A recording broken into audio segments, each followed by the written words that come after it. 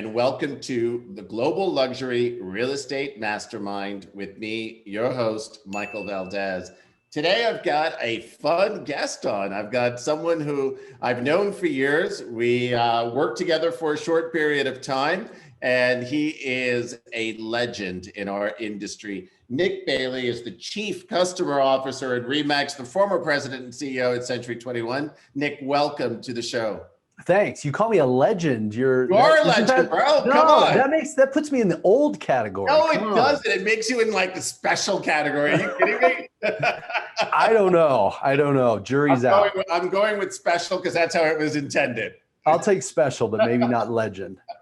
No, legend is good. Come on, listen, if somebody calls me a legend, I'll take it. Trust me. No one's called me a legend, though. I appreciate it. Glad to be with you.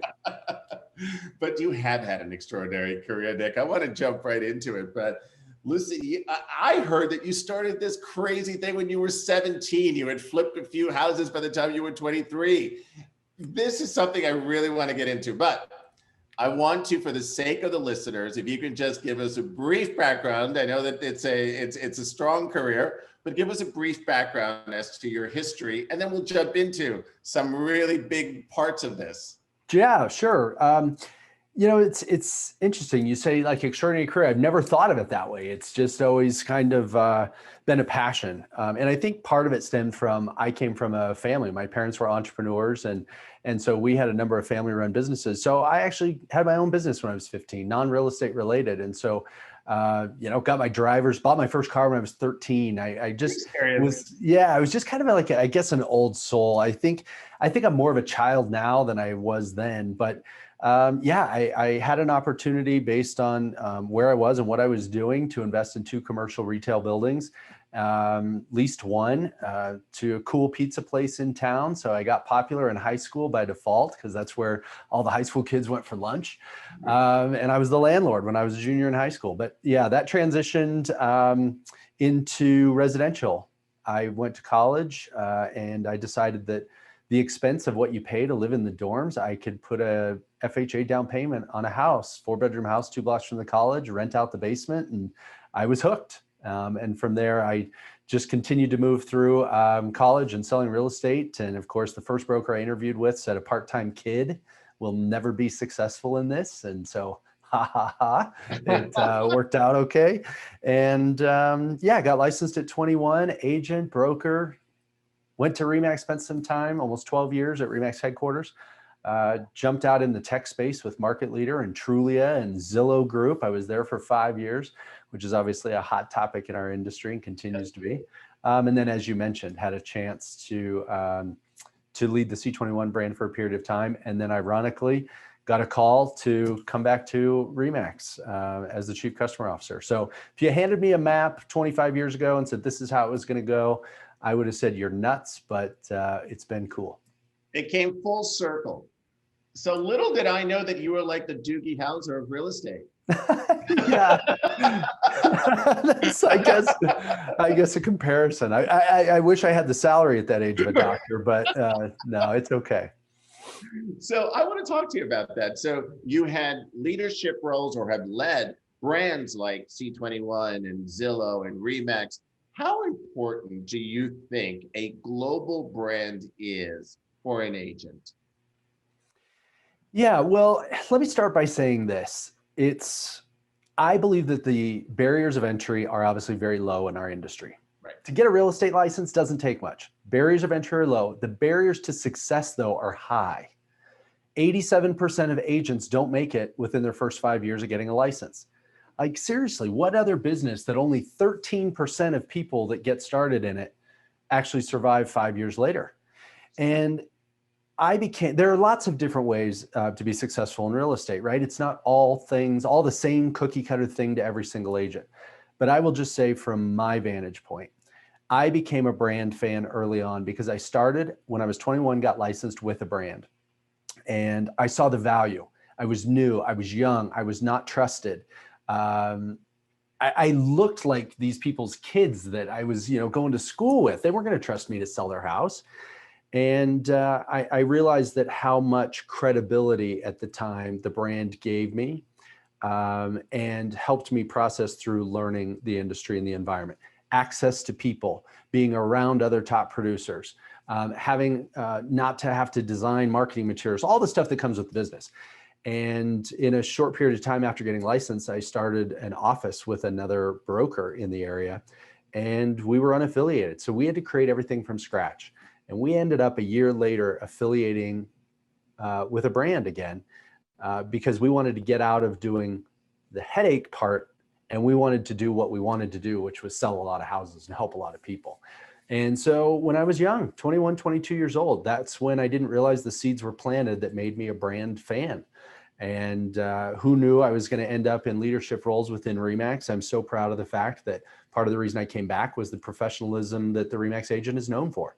I'm not here to be a pitch on ReMax, but on average, they sell 2 to 1 of the industry. There's just a lot of full-time professionals in the brand, and I think that benefits consumers. And and it's the idea of also knowing how to leverage the brand, isn't it?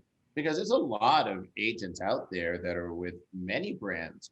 So it's really understanding, as you did early on, the value of that global brand and knowing how to actually leverage that for success. To your point, the barriers to success are high. So why not stack the deck in your favor, right? Well, and there's so much that comes with the brand. It's culture. Where do you feel you're fit? How's the leadership look? What's the ownership of the local office look like and their community involvement? There's so many factors that go into how people are attracted, and that's what I think helps create success, is finding where you fit best and aligning with people that have similar interests in success like you do. It's so true. It's so true. And it gets repeated over and over again. It gets shown to us, doesn't it? That's really how you start building that success. But you started mentioning these amazing brands that you have worked with, and things like Zillow and C21 and ReMax. And so tell me about how you see technology right now in our industry and the role that it continues to have in our industry. Our industry has changed during this pandemic. People have had to adapt, readapt, figure out how to do their business, and technology has become a strong deliverable for many people to continue to conduct business in our industry. How do you see technology playing a role? Yeah, and I'll take that in 2 parts. Yeah. We got to face it. Number one, the reality, and people don't like to hear it, we are slow to adopt technology in our business. Because as much has changed, I believe there's still as much that hasn't. And what you mentioned this last year has proven to us is how important and critical the agent is to the buyer and seller. Right. There are more buyers and sellers using agents today than ever before on a percentage basis. The number one demographic using agents is millennials. And think of the chatter that you and I heard 4 or 5 years ago. Millennials will never buy houses. They're going to rent, ride, and Uber, and we're going to put houses in a shopping cart online. And so what this year proved is that couldn't be farther from the truth. The biggest investment people want a trusted advisor. The transaction continues to get more complicated. However, answering your question directly, where technology, I believe, will play a role moving forward is 2 parts. One is it's about efficiency. The difference in a mediocre producer and a top producer are efficiency. You and I both have the same number of hours a week, the same amount of time to dedicate to the business. So why is it one of us can outproduce the other 3 or 4 to 1? And I believe it comes down to efficiency. And people can get enamored. Like I remember when the first iPad came out, I don't think there was a bit of efficiency for anyone in it. It was a grown-up toy under the Christmas tree. I mean, let's be real here. And people played with them, but it didn't improve efficiency. I remember I got one, I took it out of my briefcase and I stopped traveling with it because it was heavy, and I realized it was a toy. Right. Now they've gotten a lot better, but I think that's where technology, you have to recognize what are the pieces of tech that are going to interface and create a better consumer experience for your buyer and seller and make you more experienced. It's twofold: consumer experience and agent efficiency. Though, by the way, then I started off with, here's the other part in the future. It's AI and machine learning. And those are scary terms for people, especially in our industry. But here's the deal. Here's a great stat for my data friends. Rewind the clocks just 7 years ago. There were about 4.5 million transactions, about 4.5 million online leads generated in our business. 7 short years later, 5 million transactions, not much different, and over 100 million online leads generated in our business. So just like life, everything is busy, everything is clouded. There's a whole bunch of chaotic activity. And so where AI and machine learning comes in is, instead of you sifting through 20,000 leads to find a client, allow the tech to do that on your behalf. And we saw that with a tool. We have a listing app tool that's based on AI and machine learning, and it predicts who in your phone or in your database is going to list their home in the next 6 to 12 months. And it's based on 750 data points on every homeowner in the United States. Wow. And so if you have to go search for listings, and I can open my app and see, here are the 5 people that are likely to list in the next 6 to 12 months, and all I need to do is call them or text them, I'm going to be more efficient than you are in this business. And that, I think, is a big driver of the future of success for an agent. That is brilliant. And that is so true. It is the idea that these are really big ideas that people get uncomfortable with, but it's really where the future is and how you actually start creating those efficiencies that translates into that great success. So go ahead, please. Yeah, well, here's the one thing that we have to remember too. This last year, consumers as a whole, people in general, everybody has gotten a 1-year technology lesson. That's right. I saw people that said, I would never FaceTime, I would never record a video, I would never do Zoom. And all of a sudden, they were forced to do it. That's right. And the forcing function means your buyers and sellers may continue to get better at tech than you. And if you don't meet them where they want to be, you're going to miss out. You'll lose them. Absolutely. Because somebody else will do it, which is always the thing, isn't it? So aside from the technology, right? Because you're right. In the last year, everybody became a technology expert.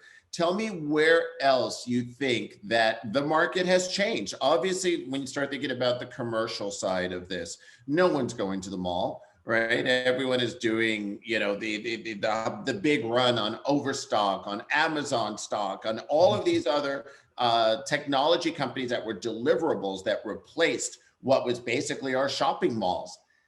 How do you think retail, for example, restaurants? I live in New York City, and indoor dining is still closed, right? And I don't think there's many people eating outside in 30-degree weather or 20-degree weather for that matter, because it's not that comfortable. No, I ate outside 3 weeks ago and my feet were so frozen, but I wanted to go so bad. I went and sat in a tent and ate outside. It was great. Yeah. But if you asked me to sit in an igloo in 12 degrees and eat a year ago, I would have said you were nuts. But you know what? In New York City now, they have these igloo bars that are literally all heated, and they give you like this TV with a crackling fireplace. Nice. Yeah. And create the ambiance. Exactly. You bring up 2 things, like commercial and retail. Yeah.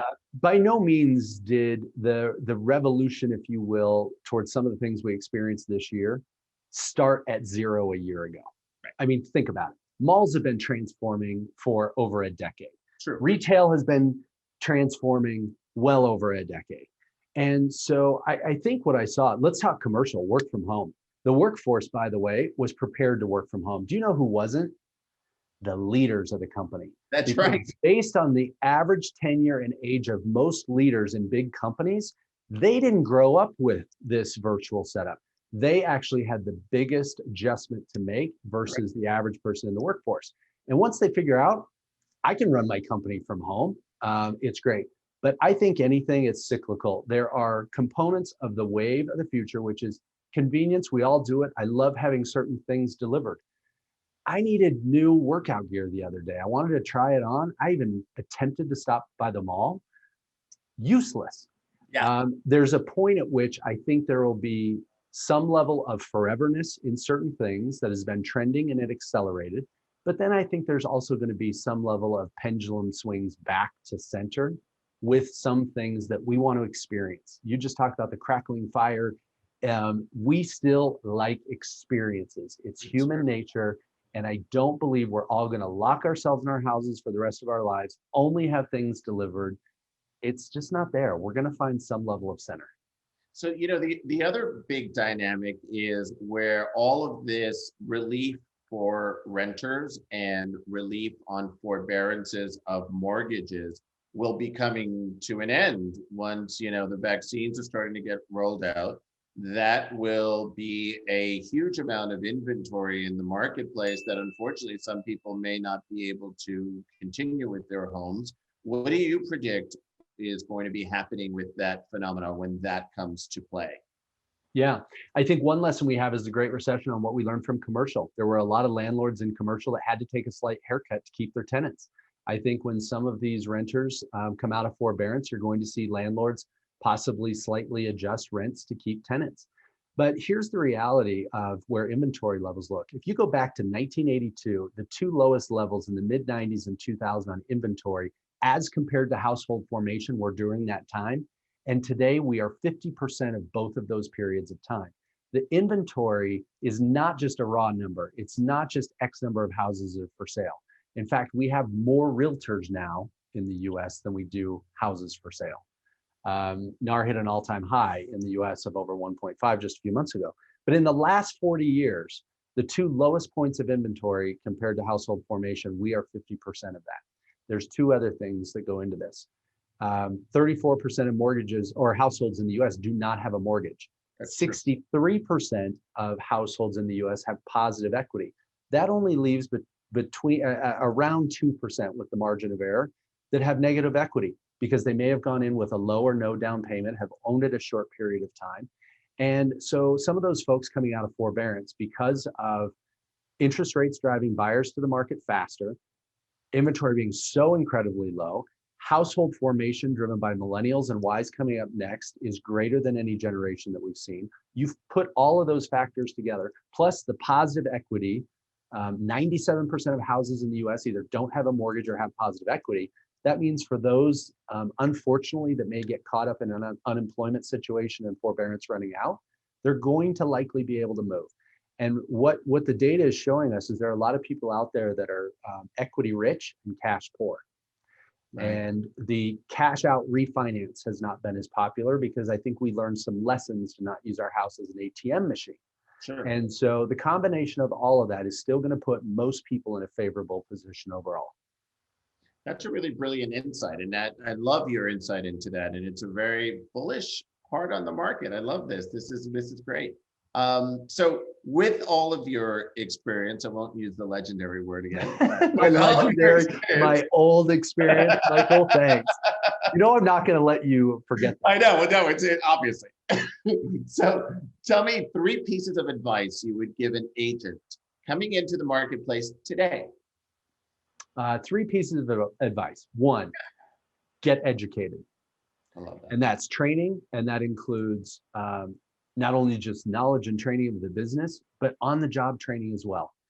Here's the deal. We had a loss of 34% of all agents 10 years ago during the Great Recession. We've now added like 60% more. That means that we've got between estimated 50 to 60% of all agents in the US have been licensed less than 10 years, and they've only been part of a run-up of a seller's market. They haven't seen a change of market. They haven't seen the buyer's market side. Now, are we going to flip there quickly? No, I don't think so overall. We all know real estate's still local, but when markets do shift, agents or companies that haven't seen the other side tend to shift slower and struggle more. And so you got to be aware, get as much education as you can. That'd be number 1. Number 2, this one hasn't changed. Spend time on money-making activities, which means be in front of someone that needs to sell or wants to buy. Because you can get so busy in this industry. Trust me, I love tech. I'm a tech guy. But you can play with your CRM all day long. You can play on social media all day long. You can get the dry cleaning done. You can wash the car. You can go tour houses. But if you haven't been in front of someone that needs to sell or wants to buy that day, you don't have a prospect. That's right. And so that's hard for people to keep in mind. But I see agents all the time. They say, oh, I'm exhausted. I worked 10 hours today. And I ask the question, how many buyers or sellers did you talk to? Whether it be virtual or in person. Sure. Oh, well, none. I had to catch up on all this other administrative stuff. Well, great. You didn't work today. That's right. I mean, that's the reality of our business. So 2 is spend time on money-making activities. And I would say the third thing that is speaking from experience just in business life, but especially real estate, surround yourself by the very best. I love that one. My 16-year-old son, I can't believe it, he just turned 16, he's driving. He had his first job interview yesterday and he got the job. And when he came home, I said, son, here's what I want you to do, because there are going to be other people doing the same job as you. When you go in, I want you to have eyes wide open on everybody you're working with. And I want you to do 2 things. Figure out who the best person is that's doing the same job you are and emulate them. And second, know that that's the bar and you have to go above it. Oh, I love that. And that's the formula for success in that environment. And that's really what this business is about. Look around in your market and figure out who is doing the best business, the most business, the best business, maybe the price range you want to be in, whatever you call the best part of the business, and surround yourself by them, because you will learn an incredible amount. So he's lacking a little bit. He should have had his first building by now. Yeah, I know. Oh man, he always tells me, Dad, I'm not you. Stop it. Stop putting pressure on me.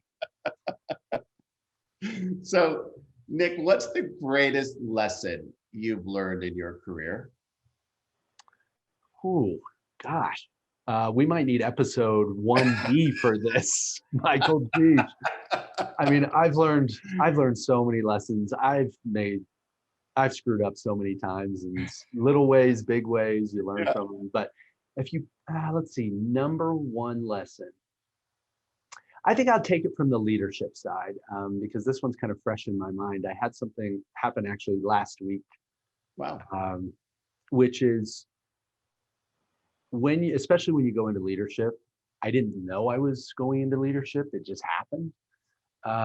You can't forget who's watching you or who you might influence along the way. And I didn't know that the first half of my career. I mean, I just thought, gosh, I'm the slow kid, the dumb kid sitting in the room. All these people are smarter than me. They all have more experience than me. And you can sometimes say, gosh, I feel less than.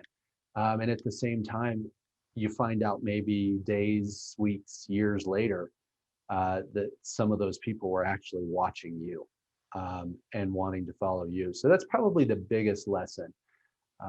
And I got a random call last week, and it was incredible.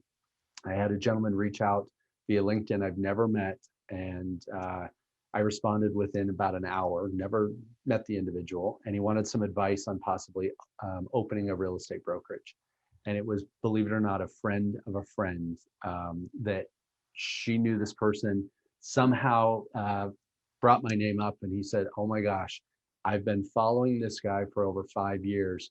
And I owe, he doesn't realize how much I owe him because I've been following. He was my inspiration on opening an office. I had no idea. I sat here with my jaw open and I was speechless because I didn't know. But isn't that a beautiful thing? It's neat. When you're actually just doing what you're doing, and you're right, you just don't know who you're influencing. And at times when you have a great gift of finding out what you actually were able to influence with somebody, that's a beautiful gift. Yeah, it was neat. And trust me, I'm sure I've had others that say, I'm out of here, forget this business. So let's not make this story one-sided here. But that has become my biggest lesson. And I have a number of examples that I can point to, positive and negative, that people are watching you as a leader and they have expectations, and you either step up to them or you don't, and you have a choice. True. And I know that, you and your family are also beautifully philanthropic. And I know that you work with a lot of different charities, but tell me a little bit about those efforts that you're working on now. Yeah, our number one is anything around kiddos.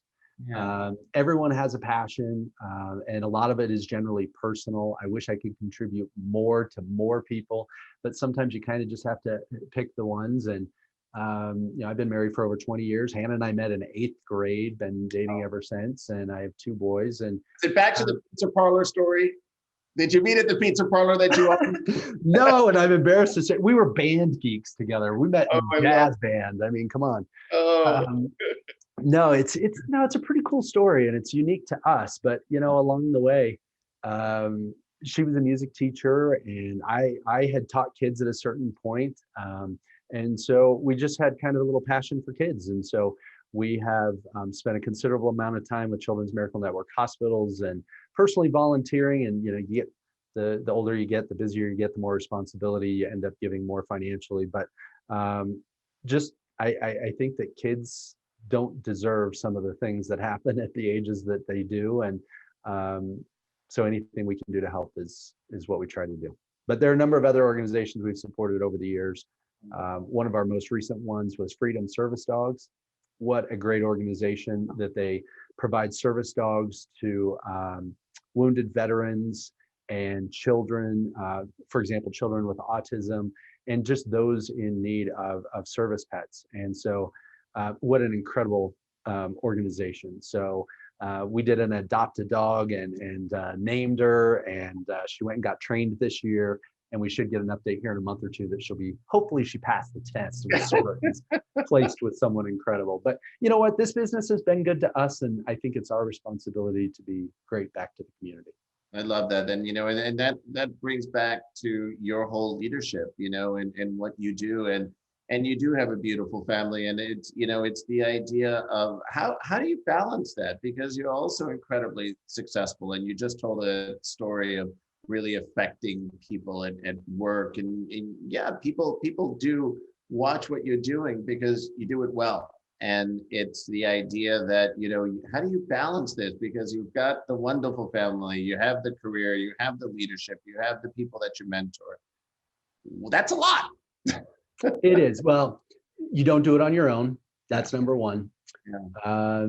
The people around you support you, and I have a wonderful wife and supportive kids, and they're great. But I think for me, it's learning to say no. I say no a lot. Things can wait. Yeah. I look at my mobile device, for example. We'll go out to dinner, and I'll see someone get up from the table 18 times. And I look at my device and I say it's for my convenience, not other people's, right? And so you have to say no. There are so many things that can just wait another hour or wait till tomorrow. There are not that many, quote, emergencies. If you're a physician with a beeper, might be different. But you really have to say no. And I guess it's just kind of keeping priorities. This is a story I tell that before I came back to ReMax, I was living in Colorado, and when you and I were working together, I was commuting to New Jersey and traveling all around the country and the world for the organization, and traveled 218 days the last year I was there. And when you say people are listening or watching, guess who's watching the most? Your kids. And I tell the story that I came home after 45 days of travel, and I had been home 4 days in that 45. And it was a week before Thanksgiving, so I was going to be home for a couple of weeks. And I took my 9-year-old to lunch, and just randomly, we were chatting. And on the way back, he said, "Dad, I liked when you worked for the company that you worked at before this one a lot better." And he's 9. And the company I worked for was a tech company. So he had chargers, cases, blankets. I mean, he had all kinds of swag. So that's immediately where my head goes is, oh, I haven't brought him enough logoed gifts. Yeah. And I said, "Oh, well, why is that, buddy?" And he said, "Because I used to get to see you." Oh, wow. Now, I'll try to hold it together, but you should see when I tell that story on stage. I walked in the house and I looked at Hannah and I said, "I quit. I'm done." Yeah. And true story. I get choked up talking about it. Wow. But I said to people, I said, I only have one chance to screw these kids up, and I'm going to make sure I do it right. So I booked a ticket and I flew out a week later and I resigned. And people said, "Oh my gosh, I can't believe it. 43 years old, you had a president and CEO job of a global company and you just up and quit over a lunch." And I said, "Here's the deal. I had to put priorities where I wanted them to be. And I wasn't going to make excuses for doing something different." But what a powerful, powerful decision that was. That's amazingly commendable. And for the first time in my life, I didn't have my plan B. Yeah.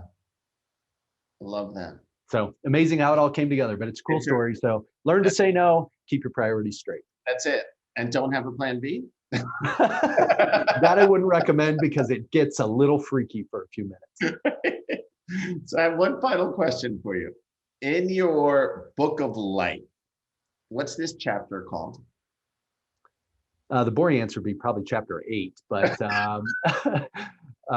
if I had to put a word on it, I'd say surprise. Oh, I like that one. Surprise would be my chapter. Again, I never had any idea that this was going to be the path, full circle. The opportunity to come back to ReMax, living in city and state that I love, and get to ski and be outdoors and be with my kids and my wife. And so I would say surprise, an awesome surprise. I love that. Oh, Nick, this has been so wonderful to catch up with you again. And I am so glad as to how everything has reached full circle for you. You're a great man, you're a great leader, and you deserve every bit of your success. Thank you for taking the time and sharing with us today. Yeah, thank you. Well, always great to reconnect with a legend like yourself. Well, thank you so very much, Nick Bailey. And thank you all of you for listening. This has been the Global Luxury Real Estate Mastermind with me, your host, Michael Valdez.